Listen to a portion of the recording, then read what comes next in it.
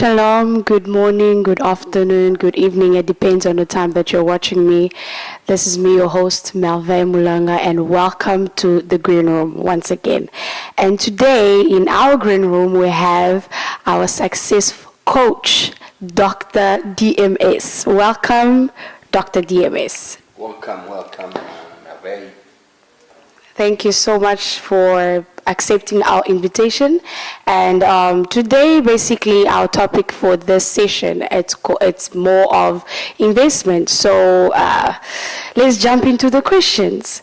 So our first question for today is it true that you can't live solely on salary or expect to be wealthy?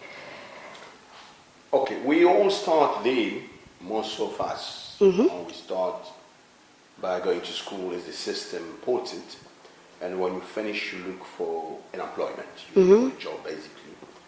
And then as you start, you know that you've got two limitations. The number one limitation, you need someone to employ you. So you're already depending on people to employ you, depending on people to give you an employment. Number two limitations is about time. You've got 24 hours a day, and in those 24 hours, you must take a chunk of time and give it to your employer. Trade that, in fact, to an employer, and then it will give a compensation according to the time. You can increase that compensation if you've got more skills that you need or got a rare skills. But those limitations will make it like you will be limited on the amount of money, the wealth that you create. So it's very difficult for you to bring real wealth just doing that. By the way, Robert Kiyosaki subdivided people into 4 quadrants, as you know it. If you have read Cash Flow Quadrant, you will see that the people are divided according to the income and the flow of the income into their life into 4 categories. The number one is what you call employees. So that's what we're talking here. They're limited by time, they're limited by expertise, and they need someone to give you that employment. It limits them in their ability to create wealth. Wow, that's interesting. And our second question, it's how does one create a multiple streams of income? Yes, so the multiple always start by one. You have first to start with a stream of income. And most of the people, what they know about, especially in where we've been brought up, is to find an employment. Find something to do, and then you start creating one source of income. Now from that, you'll have to start thinking how to create another source of income. If you want to do that, you'll have to read a book that they call the other 8 hours. I forgot the author of that book. When you've got 8 hours, that most of the people, they give to the principal source of income to the employer, and then after that they're left with, in 24 hours, if you take 8 of it, you're left with 16 hours. Most of the people have discipline, they will put 8 other hours for them to rest and then refresh themselves, and then after that, then you've got the other 8 hours where you think, how can you find something so that you create another source of income. That will protect you against things that may take you down. The more streams of income that you've got, the more it's now easy for you to try and create wealth. If you find that you're now in a position where you've got source of income that do not depend on you, and then they're more than what you need to live on. So you have what the Bible says, enough to bless you, yourself, and enough to plant or invest or sow into any other things that you want to do. Wow, that's really great. So as we know that you are involved in so many types of businesses, and my question to you is, what are the habits of a good business? First of all, when you start talking about habits, look at, it's always evolved. I've never seen a person that Maybe they come from some family, they know already that their parent has been in business, so they saw what they. You'll have to come to the desire to start building businesses. There are two factors that motivate people. Is first of all, some people, the pursuit of something nice. And then others, they're running away from something that they don't like. Want to do. You see, I think for me, it depends on other people, it's the combination of the two. First of all, running out of the poverty that I live with and pursuing also something that will be nice for me, that I desire, that I like. And for you to achieve that, you will have to build up a set of habits. You know that our action usually comes from what we believe, our thinking. Okay, once now I act after a certain time, the action that I do repeatedly create an habit.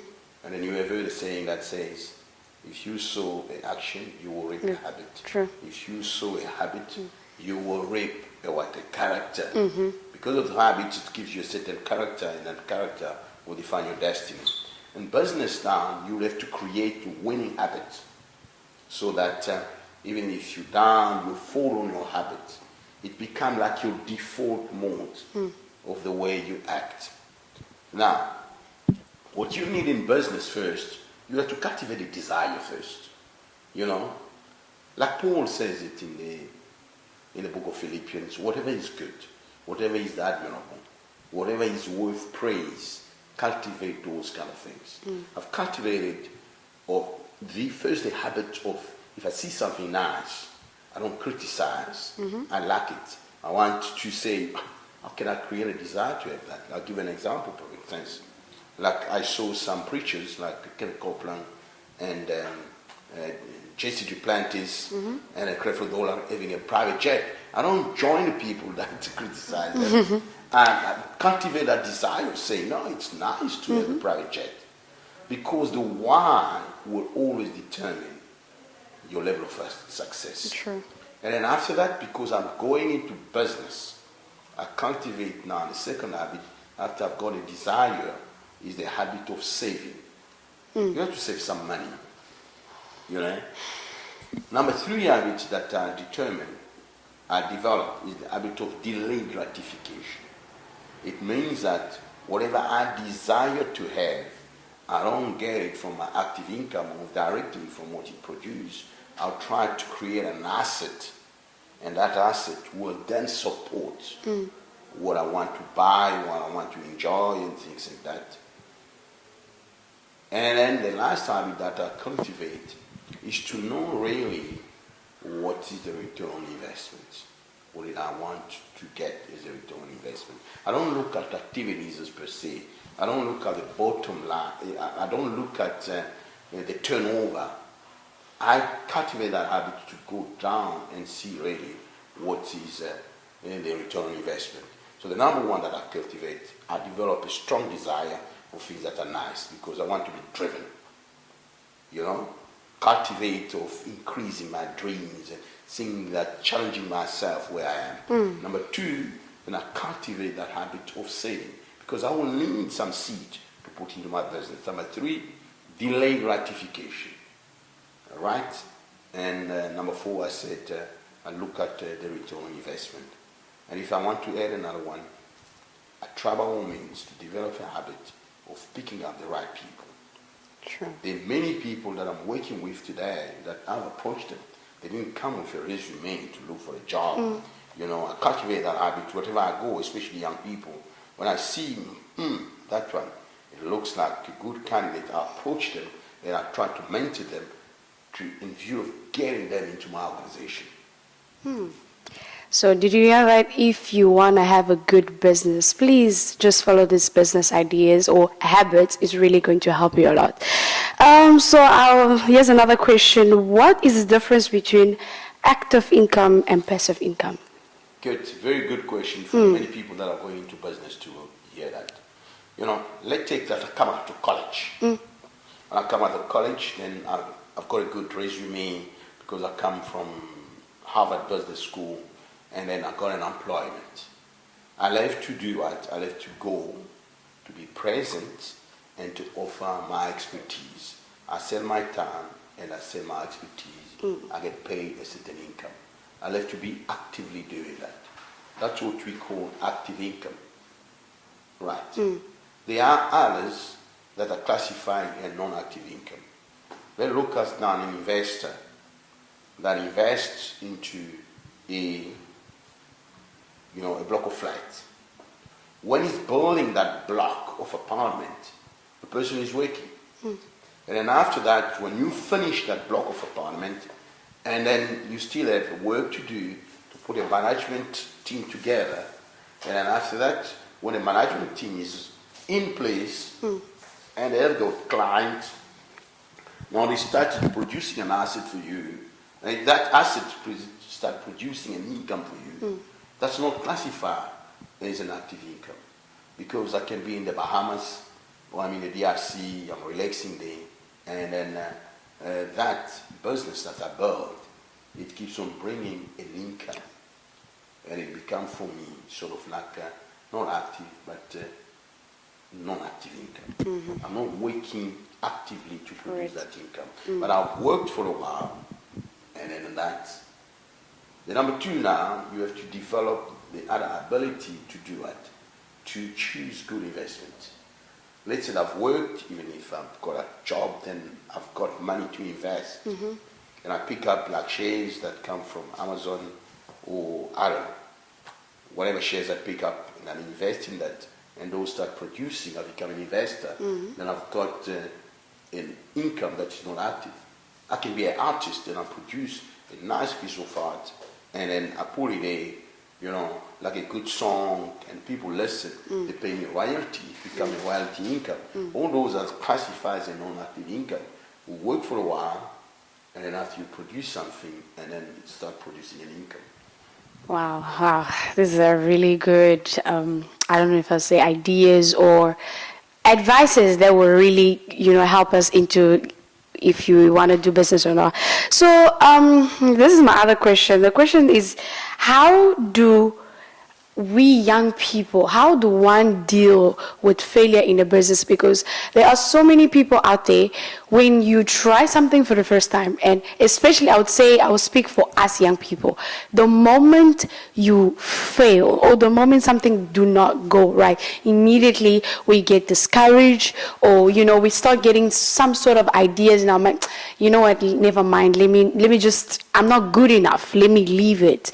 So how does one deal with failure in the business? Because I believe that for you to get where you are right now, you have faced failure in your young age. For you to become a successful coach, in giving people advices in investing in all those type of things, you've surely faced some sort of hurdles. So how did you deal with it?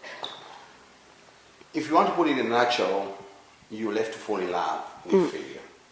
Okay. Like John C. Maxwell put it, failing forward. But for you to arrive at that, you'll have to have good role models. You see, you guys live in an age of, drive-through. You live in an age where you want something to eat, you put an order there, you phone an app, and then somebody comes and delivers it at your place. So it's like your mindset, like instantaneous. I want something, I'll get it now. I want a good meal, I'll get it now.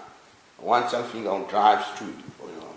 So now, you'll have to get good role models like us that will tell you, no, this is not how life is. We're sharing that, especially if you got someone that you respect. So he's able to influence you. He's able to tell you where is he being from. That's why it's very important to have motivational speaker. Not that people that will take it from a book and explain it to you. The people that have gone through, they build sustainable businesses that can coach young people where they can learn from. If you see that, wow, if this man, DMS, could have failed so many times and persist, then I can do the same as well. True. The coaching, it's make it real for you. Like if you look at Elon Musk, you will never have met Elon Musk. So it's very difficult for you to identify Relate. with yourself with Elon Musk. When you sit with me, then you see, well, this old man here is not just like me. To identify a little bit with the person that you meet. True. I think, especially in Africa, we'll have to cultivate that.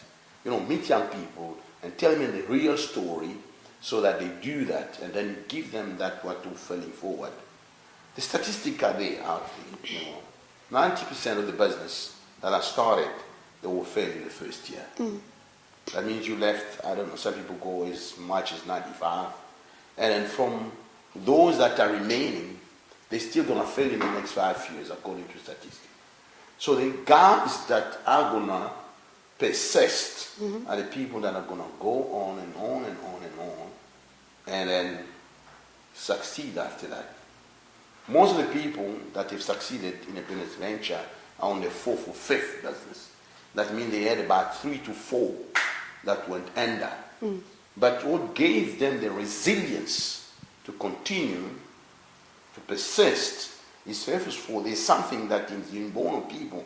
That's why I don't believe that everyone should go in business. Some people, I don't know, it's just not in them. They might just go and find a job and do that. But there are some people, the way they were born, they make, the way they grew up, they build that thing in them. In those ones, if you select them and you teach them properly to learn how to fail from one. What is failure, by the way? You just discovered one more way which it won't fail. Okay. And then that's why we want people to read stories like of Emerson, the way he discovers the light bulb. Yet about, I don't know, people say many times you fail, 600 times you find out how does it work. So failure must be considered that your way forward. At least I've got this one out of the way. It can't work. And I have to explore some other things. But you'll have always to learn from your failure. Okay? But you don't have to do that all the time. You can learn from mentors as well. So it decreases your exposure to failure all the time. Sure. Some people don't take failure seriously. We don't like it, but you have to build that resilience to go, despite of the failure that you fail, you go forward. Okay. That's a good advice to remember, especially for failure, because there are so many people out there, the moment they fail, it's over for them. They're not even going to think about going further, or even, that idea of, let me try again. If I fall, I'll stand up. Some people they don't even think about it. So how do you identify a good investment? Because in this generation that we are living today, there are just so many, should I say frauds? So many things that are just not right. Someone will give you or sell an idea to you, and you will buy it before you know it, it's a scam. So how do you identify good investments? Are you talking about business or are you talking about investment? Investment in business or in general, basically. Okay. In general. Let's talk about, first of all, a lot of people will go into business for several reasons. And you have to look at your reasons first. What do you want to go in business for? There are good reasons to go in business. There are also wrong reasons to be in business. The good reason to go in business is to create value. Okay. If you can create value in any other field of life, then you can get compensated because you brought value. Let's take a simple example. There was a time where if I want to listen to music, and then I have to take a talkie walk. I put it in there, then I go around, I'm listening to music. Then I want to answer my calls. Then I take the phone, I put it in my pocket because I want to answer my calls. Because I'm a tourist, then I want to go around and do it. And take some pictures or things that I see, and then I have to put it there. So now, my phone cannot do it. Send messages sometimes, or I can't put all my whatever I want there. Then I take a small block note, I put in my other pocket. So I'm loaded now. So you need a visionary to say, look, hang on here. I can come with one device, and put all those features there Together. inside for the consumer. Now the consumer may not know that he needs that, but immediately I bring that to the market, and then he says, wow, so I don't have to carry all these things. I've created value because I'm the first one to create those values. They can put a price to it. But my first idea is not just to get money, it's to create value. So you have to learn the art of creating value for people, and then after that, then you can get compensated for what you do. So any kind of business that does not create value, I don't really think is a real business. And then if it needs to be invested, you should invest in that. You should spend time in that. What I found as well with this generation, there's a lot of ideas, but there's a failure to see which one will bring what we call a return on investment in terms of time and in terms of the money that you'll invest in.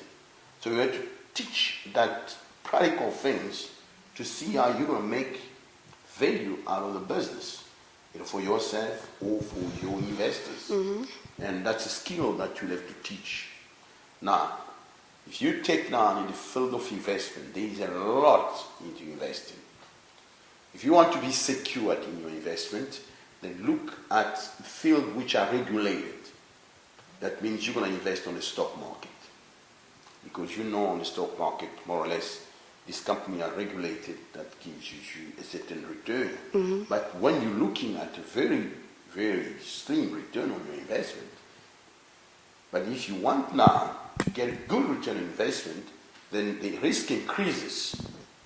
You will have to be able to assess your risk of what? Of that business. If you want to assess a risk, this is how I advise people. You look at the founders of the business. You look at the leadership beyond the business.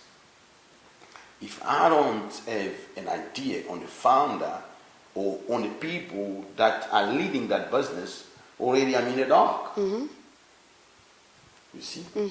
The number two, how do I mitigate my risk on that business? Let's say I want to go into a business online. I don't know the founders. I don't know the management team. I just got a website.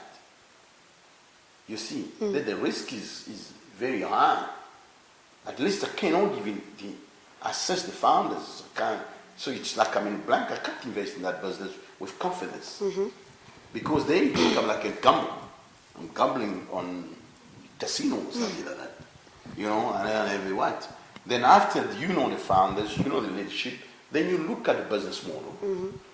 You look at the business model, can they generate the return that they're promising? If they cannot generate the return on investment, don't invest. If they can generate the return on investment, what are the risks of business that they expose on?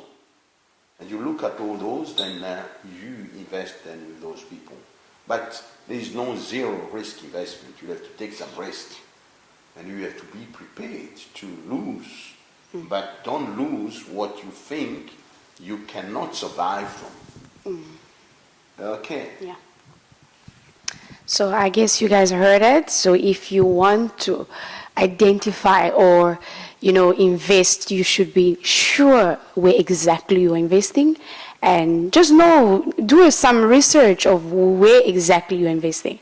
So, Coach, this is our last question. It's something that so many people are in, something that so many people are getting a source of income. So for those who do not know, so I would just like you to explain to some people what is Novatech, because there are so many people who do not know what is Novatech.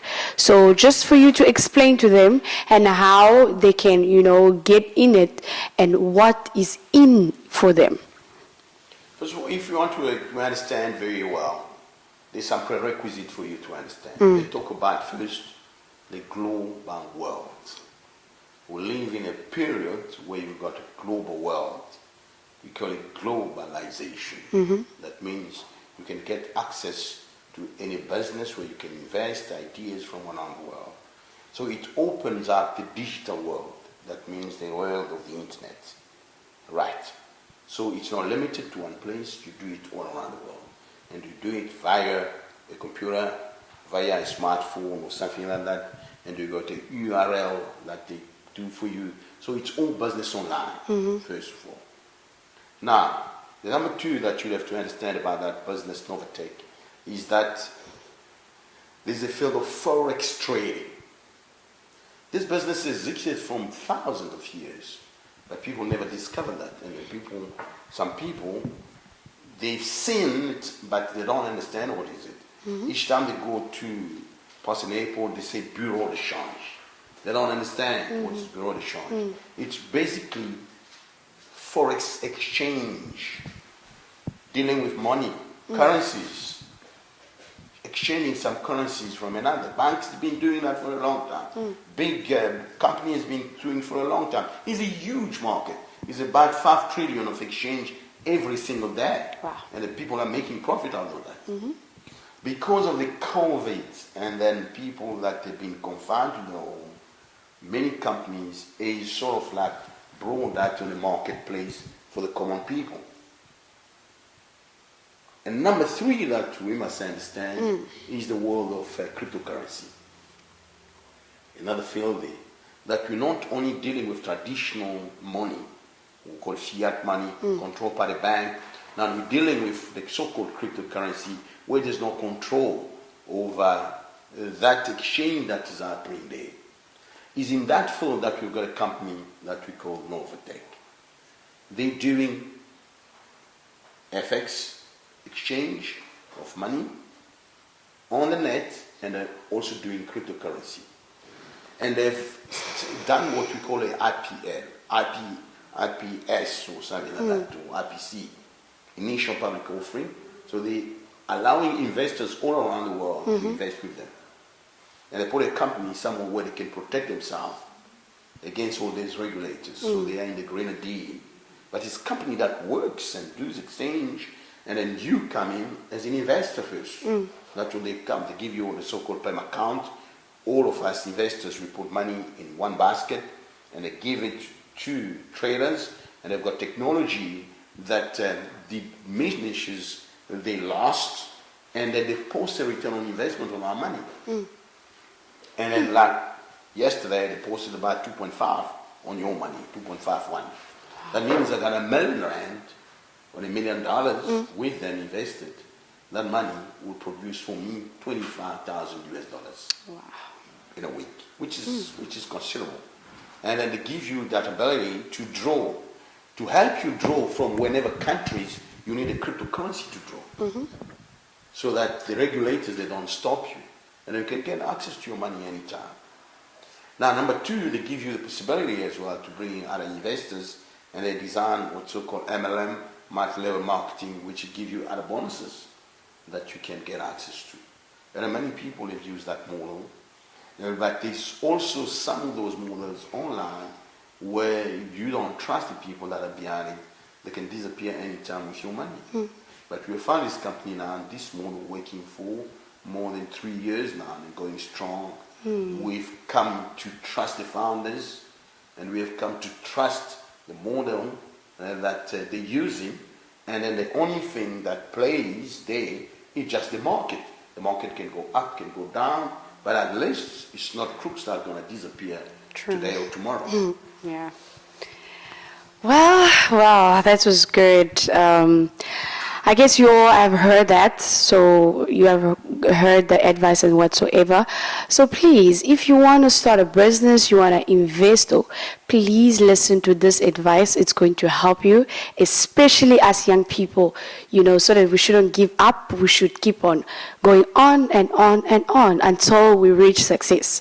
So thank you so much, Dr. Coach Somwe, for joining us in our green room, and we hope to, have you again so that you can give us more advice next time on our different topics that we're going to have. And yeah, thank you very much. I'm blessed to have been here. I like all these opportunities, try and share our experiences, and God bless you upon it. Thank you. Well, not to forget, please do not forget to subscribe on our DMS Ministry YouTube channel so that you can be getting more episodes and more of these topics that we're discussing. See you next time.